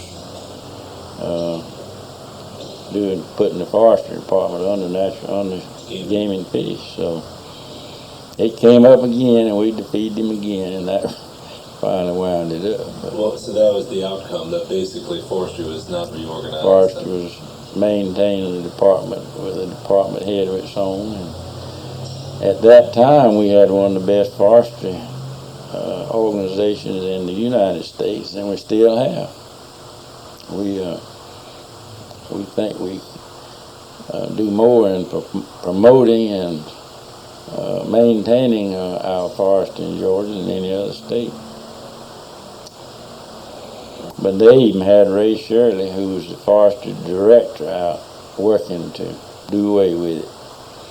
And I saw him up there in the hall, and I asked him why. He said, well, it's my job. He said, they just informed me that if I didn't get out and support it, I was gone. So they operated with force, no doubt about it. Now, wasn't there something also where you chaired a meeting of Maddox supporters, I guess, opposing Al Holloway? Is that right? Carter's pick of Al Holloway. Or there was some meeting in opposition to Carter's picking Al Holloway? No, that was, I never did that. Okay. Now, George Busby picked Al Holloway. Well, I know that. There was something I came across, let me see what I could find. A meeting During the Carter administration? during the Carter administration, 1971 in July, of Maddox supporters concerning Al Holloway. And then I know that you did step down when Busby came on board. Yeah. Well, Al and Busby roomed together all during the past, and were real close friends. Roomed together. Over at an apartment together. Okay. And they were both from Albany, and I learned enough from my daddy to know that when the other crowd's in, the thing to do is let them run it. So I didn't oppose that. But later on, Busby named me as one of his floor leaders. That's right. So I got along with Busby and with Al, and we were always close friends. And do you have any regrets about stepping down? No, because Al did a great job as president pro tem, and I could have been reelected again when Joe Kennedy. All the leadership told me they'd support me if I wanted. I said no, I'd rather be a committee chairman than support Joe Kennedy. Why was that? So I nominated Joe Kennedy for president pro tem every time he run. Why was that? Why did you? Well, when you're president pro tem, you're not, you can't be a committee chairman. And in my position down here in this area, I had rather be, as far as helping my people is concerned, chairman of natural resources than anything else. Appropriations, I've served 6 years as chairman of the appropriation committee. When was that? That was This was back during Sloppy Floyd was chairman in the House, and I was chairman in the Senate. late 60s. Late 60s, yeah. Late 60s. When? So I've tried just about all of them, and I'm happier with being chairman of natural resources than any of them. Certainly right up your alley. And when did speaking of Sloppy Floyd, when and how did the famous, green or infamous Green Door Committee emerge? I can't tell you when it emerged, but there's always been a leadership, of both houses, House and Senate, and how they got them to name the Green Door Committee, I don't know. Yeah, I've never heard exactly how that committee got its name. But it was a group of leaders of the House that always met and ironed out their problems and decided about which way the money was going to be spent and so forth. And I guess some reporter probably named them the Green Door Committee. Could be. Now, I sort of wanted to wind up a bit because you've been very generous with your time, but I wanted to maybe talk about some of the changes that you had seen over 50 years and more in state politics. You mentioned back in '62 when the county unit system was being overruled by the courts, that you all were afraid that the influence of rural counties would be diminished. To what degree has that happened? And Well, it is, I guess, changed more in statewide races than anything else in the election of state officers, but in the operation or in the Georgia House and the Georgia Senate, it always had, and I guess always will be, the one that can get reelected and stay in there the longest. Maybe might have more influence than anybody else. A good example might be this in the changes. Now, back when Fulton had 3 representatives, they were influential. They could get reelected, and they were real influential. Now they got how many? 20 some odd, and some of them are Republicans, some of them are Democrats, some of them are black, some of them are white, some of them are various organizations. And I've had a member of the Fulton delegation to tell me this last session that the worst thing that they had to contend with was a meeting of the Fulton delegation. That there's no way they could get together and accomplish anything. where they used to be of one mind. When you had 3, they were working together, and they got more for Fulton County than they by far then than they can now. Milliken, Low-Key, McClellan, Right. and whoever. Right. And in the Lucky Senate, Smith, right. Senate they had 1 man, and he was the only senator that could get reelected. I mean, could succeed himself, and he was known as Mr. Senator. Who was that? Everett Miller. Yeah. See, he came time after time, and the rest of them that came in, like me, my first term up there, we didn't know a thing about how to operate state government. And everybody had to ask Mr. Milliken what the rules were and how you do this and how you do that. And he was Mr. Senator without a doubt, and had a world of influence. Now we got the same thing you got in the House. We got Republicans, Democrats, black, white, all kind of. They fight more among one another than they do on the floor of the Senate. It's more clearly defined than Yeah. at that So that's interesting. instead of working for the betterment of some of the large counties, maybe their representation, even though it sounds better for them to have that many in a group, the majority of the time they don't vote together. So, North Fulton, City of Atlanta, lots of right, and then you got opposition maybe between Cobb and Fulton and DeKalb, and their influence could be tremendous if they work together, but they don't work together, and it's doubtful that you can get them to work That's together. probably even more so since Sidney Marcus died. Right. Sidney was a great influence on him. Okay. What other changes in the General Assembly, either style, content, whatever, since either the 30s, the 40s? Well, the biggest change that's happened in the legislature during my tenure is, in the old days, the governor ran everything. In other words, he set up the budget, and nobody contested it. He had a string of administration bills, and it was dangerous to vote against them. In other words, I talked about being on the outside looking in. You were on the outside looking in if you voted against one of his administration bills. So he'd call you down there immediately and want to know what's wrong. Had you ever been called down? Oh, yes, sir. And they don't know what's wrong. And then some of them accused governors of having a list on the wall of who supported him and who didn't. And if you wasn't on that list, then you just will not go in there. So that has changed considerably.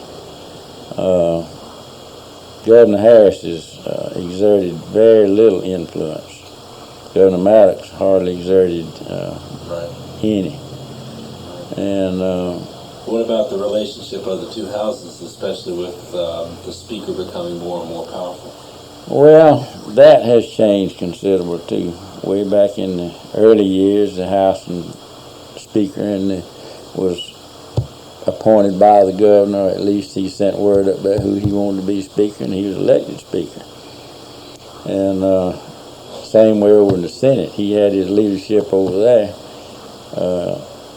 The Lieutenant Governor most of the time worked with the governor, and the governor was the boss, in other words, of the whole state government. Now it's entirely different. For better or for worse, in your opinion? Well, you could give points on both sides. You had some organization back then. You knew where you were going and where you're going to wind up. Now you don't know. You just got to wait to see how it's going to work out. How about campaigning, either statewide or for a local seat? The differences you see? Well, it's become so expensive now. Since you've got television, radio, newspapers, it's real expensive for a candidate to have close, real hot opposition. For instance, I understand that in some of the races in Fulton, for instance, it costs $100,000 or better to run for the Senate for a $10,000 job. Some of the candidates that got elected recently in other areas of Georgia spent $100,000 or better, $100,000. So it didn't used to be that way. It used to be more or less friendship to friendship and hand to mouth, and you just more or less did it on your own. Mm-hmm. But now it's different. Now, when you would campaign in the old days, and that I guess means up to 1960, or whenever radio or media begins to come in, what would be your campaign approach? There's no way in then or now to beat house to house, man to man, person to person. I might say better contact. And back then you didn't have as many people as you had to see. A lot of areas you had an influential person in one area. You could go to see him, and you could more than that carry that district. Now you got to see them all. Okay. That's outside of the race against Cecil Passmore. Did you have any tight races? I've had opposition 4 times. I had 3 for representative, and 2 for representative, 2 for senator. 1 for senator when we ran in our rotating deal. It was actually run in the county, and then but prior to that, I'd had 2 people oppose me for House of Representatives. Were any of those tight races or? Not particularly, not particularly. Now, in your career, what would you say were? Of course, all of them are serious, and all of them, Right. all of them, you got to devote all your time to it. There's no way to go in one and say I'm just going to work a little bit. That's right. During your career, what would you say have been your greatest accomplishments? Well, I have always tried to accomplish something for my district that I represented, and I've just had many times I've promoted appropriations for various projects in my area. Statewide, I don't particular. Any particular No legislation? particular. I've always co-authored or authored a lot of legislation, but no particular one I'd say was any. Or any particular concerns of yours through your years? I mean, you mentioned forestry, obviously. Well, I became interested when I first became senator during the Herman Talmadge administration, 52-3, in health care in Georgia. And I did a lot of work statewide and locally trying to promote more doctors, more nurses, and more hospitals. And I've served on the advisory board in Augusta, the hospital over there, and the advisory board in at Mercer and we helped create the Mercer Med School, Right. trying to get more doctors in the rural areas. What prompted that in the first place? Well, first place, we had no facilities here in the county, and I promoted, and under Herman Talmadge administration, they started building Hill-Burton hospitals, and I promoted the construction of one here in the county, and was chairman of it for 22 years. And investing around other hospitals before we constructed it, every one of them told us that you're going to have a problem with your doctors, especially if you don't have but 2 or 3. And we found that to be true. As soon as we opened our hospital, we found that we needed 2 or 3 times more doctors than we had. And you just couldn't find a doctor that would come to a rural area. We wound up having to hire 2 Navy doctors out of Charleston, South Carolina, to come here on the weekends and to look after our patients. And it was just not only a problem here, we just were one of many hospitals having the same problem. And we couldn't get any boys and girls from the rural areas into the med school in Augusta. For some reason or another, they just never made it. And I'm sure that it was probably our school system was not as good as the one in Cobb County, or not as good as the one in DeKalb County, not as good as the one in Richmond County. And our students just couldn't make, say, a 95, between 95 and 100, where one over in their area could. And they selected the top students, and none of them ever came to the rural area. They all stayed. I noticed you also sponsored legislation about veterinarians too. Yeah. Sort of the same thing. We had problems. We were in the cattle business here, and we were having to get veterinarians out of Dublin, Vidalia, adjoining counties, and finally we got one of our own here. And I spent a lot of time and effort trying to creating and improving our vet school over in Athens. That's right. I saw.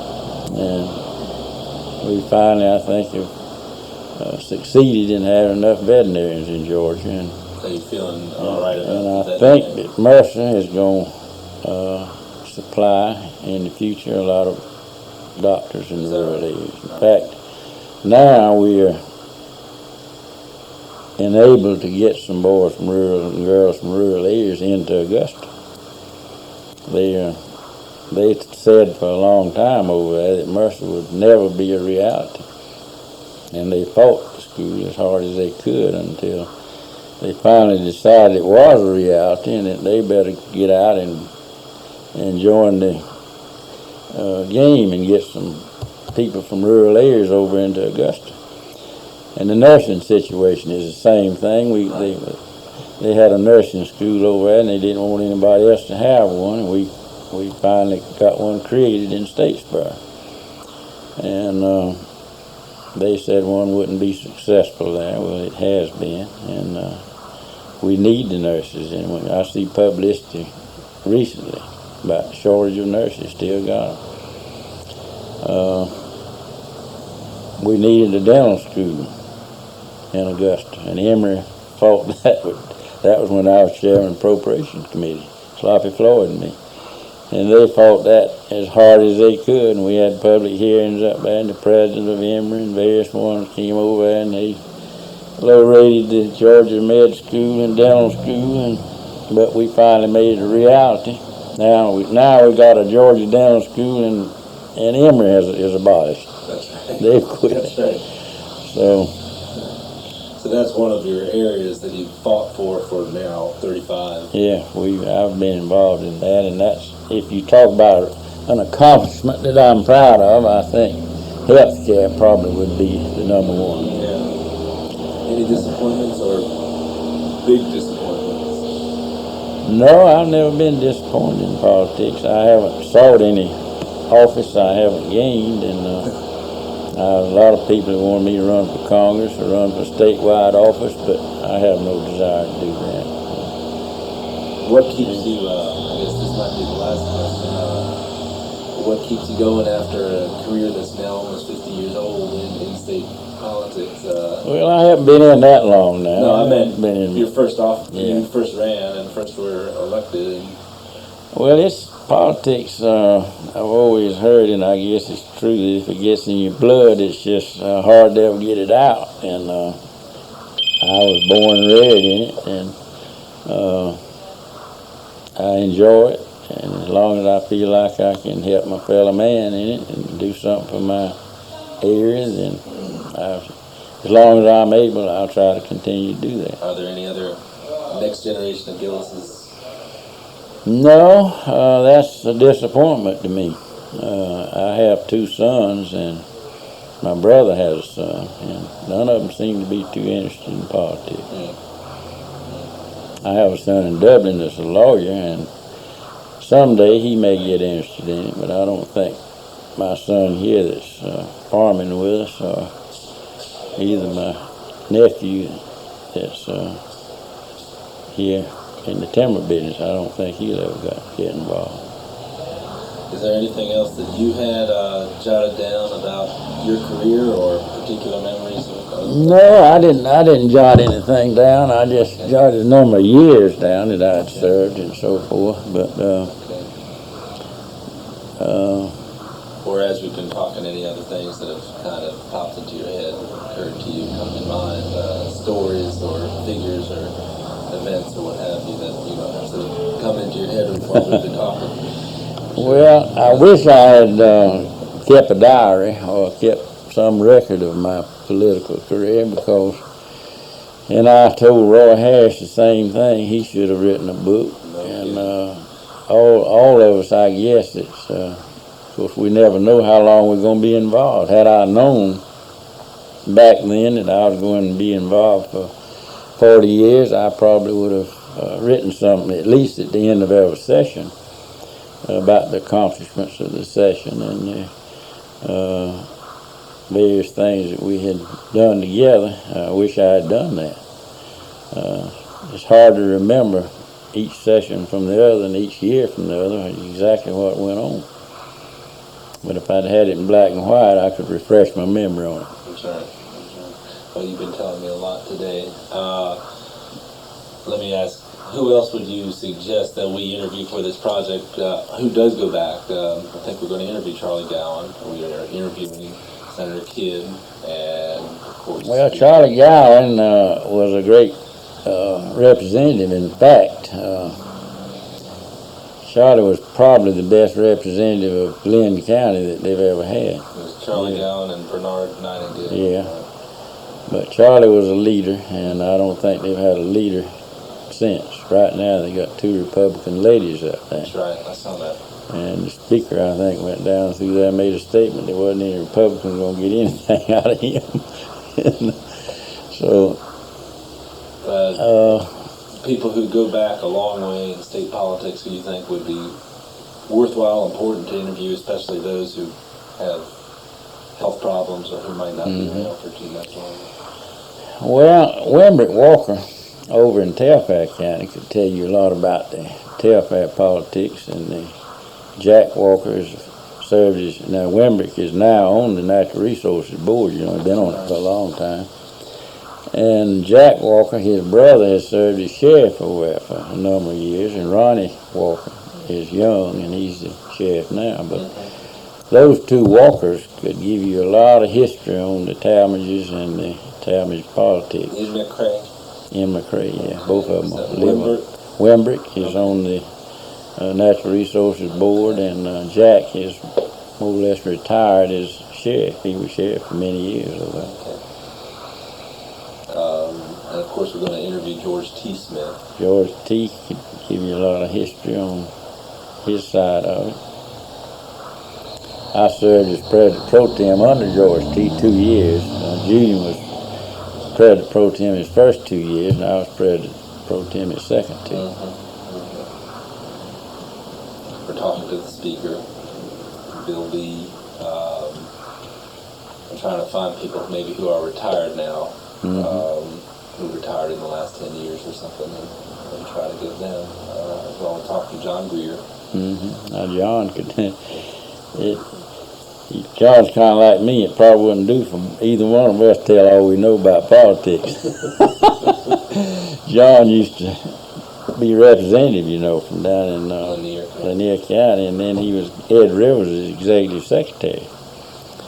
And there was a lot went on that Ed Rivers the last 2 years as governor that John probably knows a lot about. And in that light, we're also interviewing Downing Musgrove.